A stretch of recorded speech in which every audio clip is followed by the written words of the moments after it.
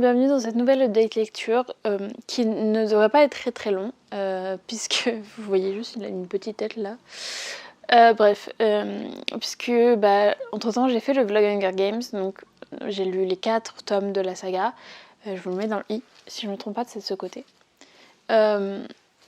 Et forcément ça me fait 4 livres en moins à vous présenter, donc ça risque d'être assez rapide, je vous préviens.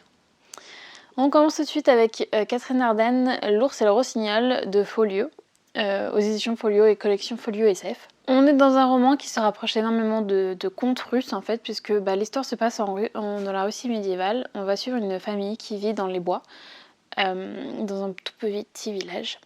Et dans cette famille, en fait, en particulier, on va suivre Vassia, qui est une petite fille qui a la particularité de pouvoir voir les êtres qui les entourent, donc les êtres qui vivent dans la forêt, les êtres qui vivent soi-disant sur le feu de votre cheminée, voilà, les êtres qui les entourent, qui font partie des croyances, en fait.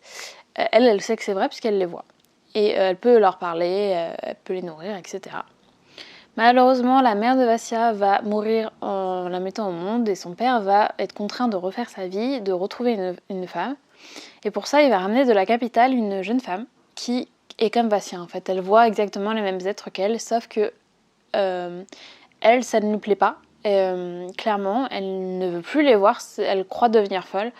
Et donc elle va prendre Vassia en grippe, elle va tout faire pour que Vassia soit un peu exclue. Elle va lui rendre la vie ultra dure. Et en parallèle de ça, la capitale envoie aussi un prêtre qui est là pour... on ne sait pas trop pourquoi d'ailleurs au départ, mais en tout cas il va se donner comme mission lui de convertir ce village au catholicisme, puisqu'il est persuadé que ces êtres en lesquels il croit n'existent pas et qu'il faut se convertir pour croire au Dieu unique. Seulement, au fur et à mesure qu'il va embrigader les villageois pour croire en ce Dieu unique, les êtres en question, vu que plus personne ne croit en eux, ils vont commencer à s'affaiblir et potentiellement ne plus protéger le village d'une menace, une grande menace. Voilà.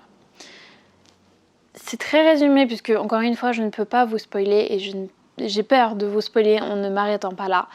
Mais foncez, si vous aimez toutes les ambiances hivernales, vraiment on s'y croit. Tout le long j'avais l'impression d'être dans une forêt enneigée en Russie. Vraiment c'est parfait comme évasion en fait. C'est largement inspiré des contes russes. Derrière on nous dit qu'elle a su garder toute la poésie et la sombre cruauté et ça, franchement, ça correspond parfaitement. Niveau poésie on y est, l'écriture est vraiment très très belle, très douce. Tout pour nous emmener en voyage en fait. Et côté cruauté, on n'est pas en reste non plus parce qu'il y a un peu d'action et que y a des choses pas très jolies non plus. Malgré ça, il y a eu quand même quelques longueurs. Je pense que ça a été fait parce que l'écriture poétique a été mise en avant, peut-être un peu au détriment de l'histoire. Malgré ça, ça m'a pas empêché de passer un très très bon moment et donc je vous le conseille vivement. Sachez que c'est le premier tome d'une trilogie, mais qui peuvent être lus totalement indépendants. Pour moi, la fin, c'est la fin de l'histoire en fait. Et les deux autres sont des histoires complètement différentes. Certes, ça met en scène le même personnage, mais je pense que vous pouvez vous arrêter au tome 1 facilement et donc considérer cela comme un one-shot. Par contre, je pense pas que vous puissiez lire le 2 sans avoir lu le 1 ou sans manquer d'énormes références. Alors, ensuite, une BD, j'ai lu le tome 1 de HeroCorp, Les Origines. Donc écrit par Simon Astier et qui est en fait un préquel d'une série qui s'appelait aussi HeroCorp, qui doit se trouver sur internet. Voilà, donc je pense que beaucoup connaissent la série, mais moi je ne connaissais pas, absolument pas, et en fait j'ai vu ça dans ma bibliothèque parce que du coup c'est mon copain et je me suis dit le résumé a l'air cool puisqu'on nous parle de super-héros qui en fait perdent complètement pied, qui se révoltent, qui vont commencer à faire du mal aux citoyens et donc on va appeler à l'aide d'autres super-héros pour les contrer, etc. Donc c'est un peu vraiment le monde tourne mal puisque les super-héros arrêtent des super-héros et plus des super-méchants. Et je trouvais l'histoire cool. Alors, l'histoire en elle-même est cool, hein. Les dessins sont vraiment, vraiment beaux. Hop, je sais pas si vous allez voir. Par contre, j'ai rien compris. C'est-à-dire que, enfin, j'ai compris l'aventure en elle-même, mais je sentais qu'il y avait plein de références qui me manquaient. Donc je ne vous conseille pas de lire cette BD si vous n'avez pas lu la série avant. Ce qui, maintenant que je le dis, me paraît logique, mais en fait, sur le coup, je me suis dit, bon, peut-être que c'est totalement indépendant. Et en fait, c'est un préquel, il me semble. Donc, voilà, l'histoire en elle-même est cool. Si vous aimez la série, je pense que vous allez adorer la BD. Mais, voilà, pour les autres, n'y allez pas forcément. Je me sens un peu débile de vous dire ça, alors que, maintenant, ça me paraît logique. Ensuite, je vais vous parler d'un roman que je n'ai pas sur moi en fait, puisque c'est un service presse que j'ai eu, que les éditions Explora m'ont gentiment envoyé, puisque je suis partenaire avec eux. C'est donc le tome 1 de Sphera, qui est une duologie écrite par Alice Nin. Oui, Alice Nin, c'est ça. Donc c'est un service presse qui m'a envoyé à l'occasion de la réédition du tome 1 en version collector. Le tome 2 est déjà sorti aujourd'hui, donc vous pouvez foncer et lire tout d'une traite si vous le souhaitez. C'est une duologie dans laquelle on suit une jeune femme qui s'appelle Lucie, qui en fait fait partie d'une famille de mêlés. C'est-à-dire qu'elle est née sur Terre, elle a été élevée sur Terre, et en fait à un certain âge, sa mission en tant que famille de mêlés, c'est de se rendre sur la planète Sphera, qui est une planète qui, en fait, dont le but est de protéger la Terre, tout simplement. Pour ça, les personnes qui travaillent là-bas sont envoyées sur Terre pour simplement assimiler les mauvaises intentions des personnes sur Terre pour les empêcher de faire du mal. Très basiquement, c'est ça. Et donc Lucie doit aller là-bas pour se former pendant 1 an avant de revenir sur Terre, effectuer ses missions et donc contribuer à la protection de la Terre. Malheureusement, quand elle va arriver là-bas, elle va trouver une Sphera en assez mauvaise posture puisque la planète commence à s'affaiblir en fait. Elle commence à devenir de plus en plus sombre. Il est de plus en plus difficile pour elle de survivre. On nous dit que c'est parce que sur Terre, il y a de plus en plus de malheurs et que Sphera, du coup, ne remplit plus sa mission, donc elle s'affaiblit puisqu'il n'y a plus autant de bonheur qu'avant. Donc Lucie va tout faire pour sauver la planète Sphera en faisant équipe avec Jem, un natif de là-bas, donc quelqu'un qui vit exclusivement là-bas et qui est son formateur, qui est censé être celui qui va lui apprendre comment faire pendant 1 an, et en fait ils vont faire équipe tous les deux avec d'autres personnes pour sauver Sphera. Il va se trouver qu'en fait c'est pas aussi simple que ce qu'on lui a dit. C'est donc du fantastique que j'ai beaucoup aimé lire. L'écriture est très addictive en fait, très facile à lire. On est clairement sur du young adulte. On sent que vraiment c'est fait pour les plus jeunes, qu'il n'y a aucune difficulté en lisant, il n'y a pas de mots compliqués. Enfin, vraiment ça se lit tout seul. Je pense que le seul bémol que j'ai pu avoir, c'est que en fait il y a quelques petites incohérences dans le texte, notamment sur des dates. Tout ça a été remonté à l'éditeur qui va faire des modifications, donc peut-être que si vous prenez notamment, je pense, le e-book sur Amazon, ce sera corrigé. Mais voilà, c'est quelques petites incohérences, mais qui en fait, sur le coup, je les ai même pas vraiment notées. En fait, c'est après, quand on en a parlé, que je me suis rendu compte effectivement que ça collait pas avec les dates. Mais sur le coup, en fait, ça m'a pas sorti de ma lecture pour vous dire à quel point j'étais happée dedans. Les personnages en eux-mêmes sont très attachants. Ils ont tous leur caractère, ce qui est bien. On n'est pas dans les clichés stéréotypés où en fait je peux rien vous dire pour spoiler. Ok, mais la relation entre Jem et Lucie n'est pas c'est un cliché, un stéréotype. Clairement, je n'ai pas trouvé ça prévisible en fait, et c'est ça qui était bien. Certes, certaines de leurs réactions pouvaient parfois sembler assez étranges, mais en fait, c'est sur le coup, on se rappelle que Lucie est censée être une ado.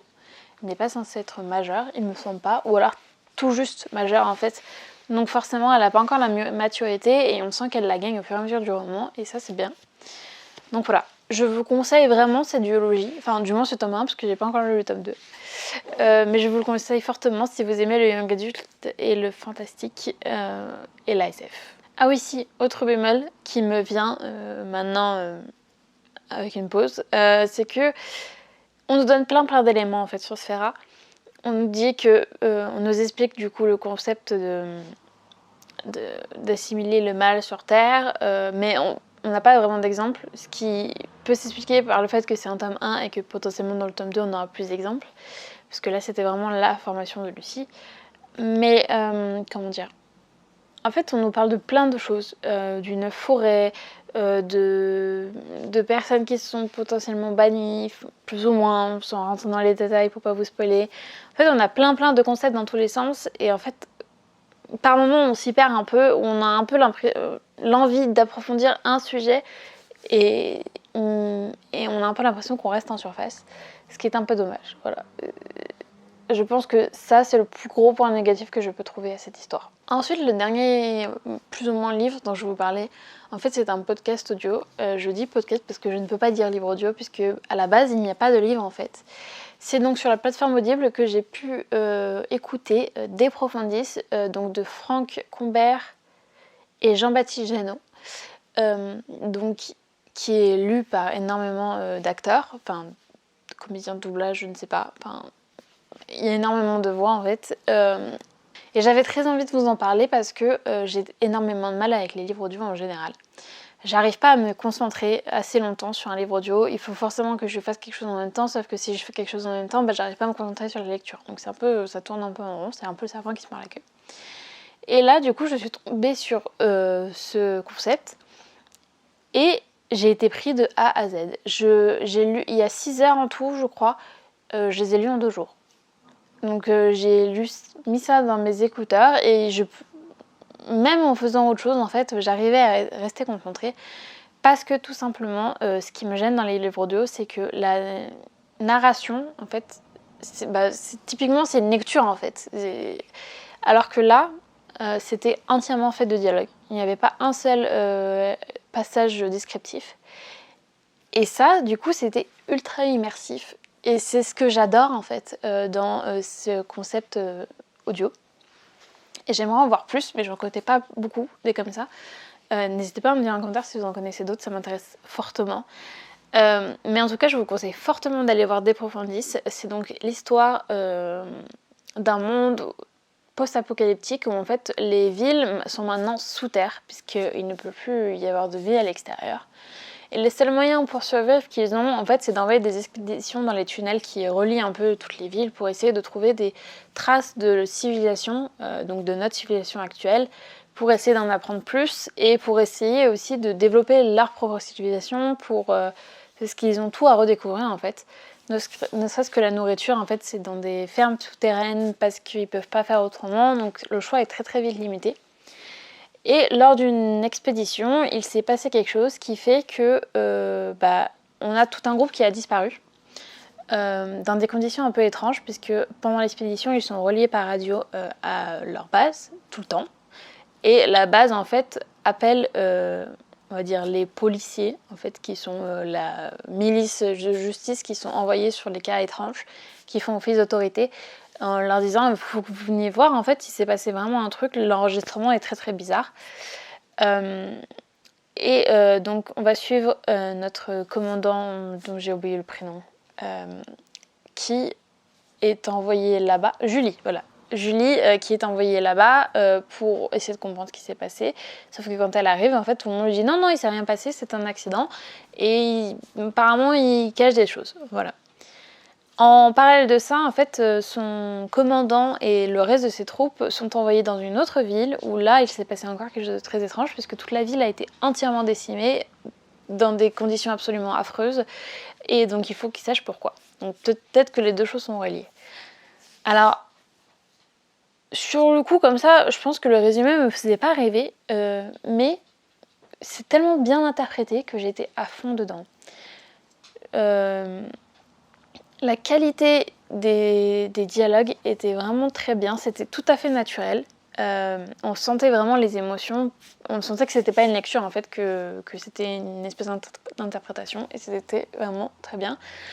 Sachant que je déteste tout ce qui est film d'horreur, tout ce qui est gore et tout, j'ai vraiment du mal. Mis à part quand c'est dans un livre, j'ai du mal. Et là j'avais un peu peur de ça, mais j'ai réussi à passer ça à cause justement de cette qualité d'interprétation, enfin grâce à cette qualité d'interprétation plutôt. Par contre, il y a certains moments où c'était limite quand même, donc si vraiment vous n'aimez pas le gore, n'y allez peut-être pas, sachant qu'en plus des dialogues, ils nous ont rajouté des bruitages. Donc ce qui renforce l'immersion, ce qui est vraiment bien, mais par contre qui renforce cet effet gore aussi. Donc attention peut-être au moment où vous l'écoutez, et n'y allez pas en vous disant c'est tout beau, c'est tout joli, parce que clairement ça l'est pas. Un des seuls points négatifs, je pense, c'est que j'ai pas tellement compris la fin. En fait, c'est une fin suggérée. Forcément, avec les dialogues, tu peux pas tellement faire autrement, mis à part quelqu'un qui te fait un grand monologue pour te dire ah bah il s'est passé ça, donc en fait ça veut dire ça, ce qui est pas très naturel. Donc là, c'était logique que ce soit une fin suggérée, mais en fait, j'ai pas tout saisi. Ça partait un peu dans tous les sens à la fin, puisque bah, toute l'action se regroupait à la fin, ce qui est logique, et c'était un peu dur à suivre. Voilà. Donc si j'avais un bémol, c'est sur je pense le dernier chapitre en fait. Mis à part ça, je vous le conseille fortement, ça fait très longtemps que j'ai pas été à fond dans un livre audio. D'ailleurs la preuve, je pense que c'est la première fois que je vous parle d'un livre audio, de mémoire. C'est tout pour cette vidéo, j'espère qu'elle vous aura plu quand même si elle est un peu différente de d'habitude entre une BD que j'aurais pas dû lire et un livre audio. Enfin, ça change un peu d'habitude. N'hésitez pas aussi à me dire en commentaire sur quelle plateforme vous lisez vos livres. Est-ce que, plus exactement, est-ce que vous vous cantonnez aux livres papier? Ou alors est-ce que vous écoutez aussi des livres, c'est mieux. Je suis curieuse de savoir parce que j'ai l'impression que beaucoup de gens écoutent des livres audio, mais je sais pas comment ils font. Donc je voudrais savoir si c'est juste moi qui ai un problème ou si ou d'autres personnes ont aussi ce problème-là.